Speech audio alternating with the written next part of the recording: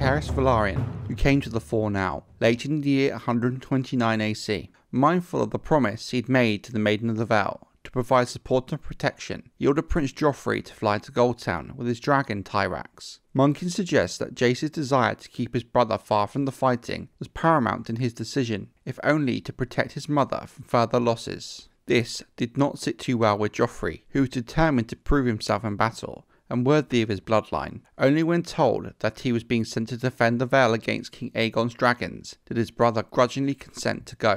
Rhaenyra, the 13-year-old daughter of Prince Daemon by Laena Velaryon, was chosen to accompany him. Known as Rhaenyra of Pentos for the city of her birth, she was no dragon rider, her hatchling having died some years before, but she did bring 3 dragon eggs with her to the Vale, where she prayed nightly for their hatching. Rhaenyra's twin Baela remained on Dragonstone. Long betrothed to Prince Jacaerys, she refused to leave him, insisting that she would fight beside him on her own dragon, though her dragon Moondancer was too small to bear her weight, let alone fight like Sir Vhagar. Baela also announced her intent to marry Jace at once, but no wedding was ever held. Grand Maester Monken suggests that the prince did not wish to wed until the war was over, whilst Mushroom claims Jacaerys was already married to Sarah Snow, the mysterious bastard girl from Winterfell. Thus, he cannot marry Baela. The Prince of Dragonstone also had a care for the safety of his half-brothers, Aegon the Younger and Viserys, aged 9 and 7. Their father, Prince Daemon, had made many friends in the free city of Pentos during his visit there, so Jacaerys reached out to cross the narrow sea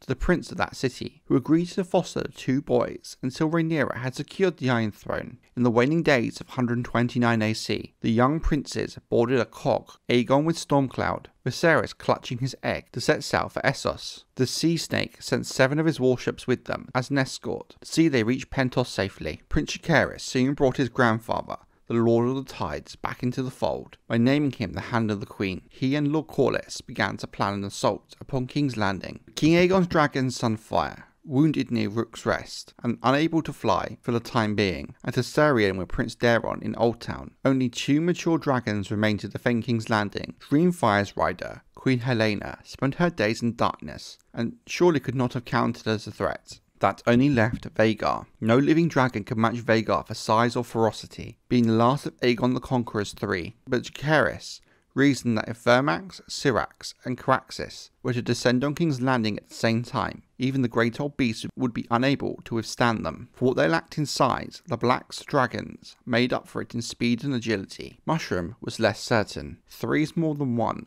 the dwarf claims to have told the prince. 4 is more than 3, and 6 is more than 4.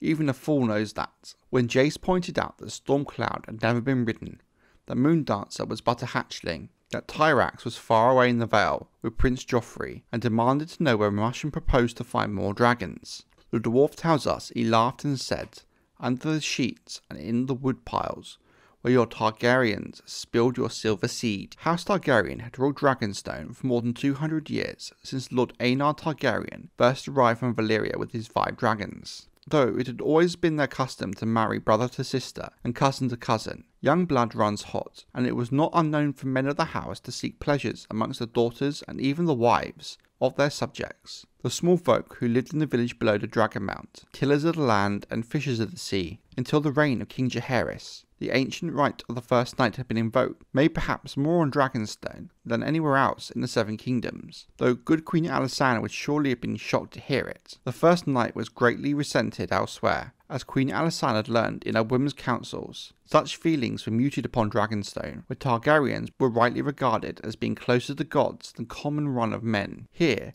brides thus blessed upon their wedding nights were envied, and their children born of such unions were esteemed above all others. For the Lords of Dragonstone often celebrated the birth of such with lavish gifts of gold, silk, and lands to the mother.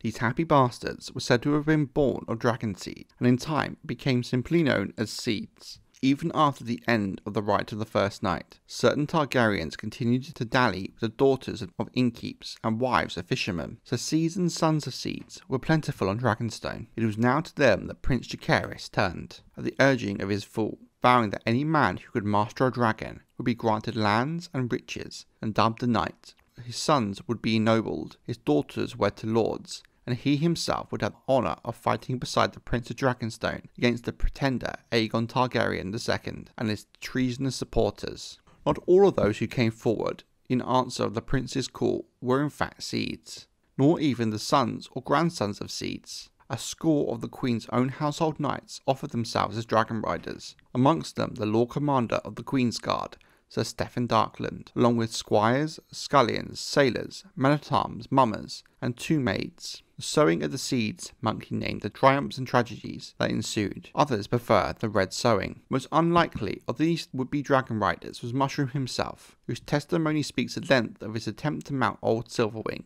judged to be the most docile of the merciless dragons. One of the dwarf's more amusing tales, it ends with Mushroom running across the ward of Dragonstone with the seat of his pantaloons on fire, and nigh drowning when he leapt into the well to quench the flames. Unlikely to be sure, does provide a droll moment in what is otherwise a ghastly business. Yet Sea Smoke, Vermithor and Silverwing were accustomed to men and tolerant of their presence. Having once been ridden, they were more accepting of new riders. Vermithor, the old King Jacaerys' own dragon, bent his neck to a blacksmith's bastard, a towering man called Hugh the Hammer, or Hard Hugh, was a pale-haired man-at-arms named Ulf the White, mounted Silverwing, beloved the good Queen Alysanne, and Sea Smoke, who had once borne Jacaerys Velaryon, took onto his back a boy of 15 known as Admiral Hull, whose origins remain a matter of dispute amongst historians to this day. But there are more to some of these Dragonseeds that first meets the eye. Some of them will play a huge role in the wars to come and the chaos of the aftermath.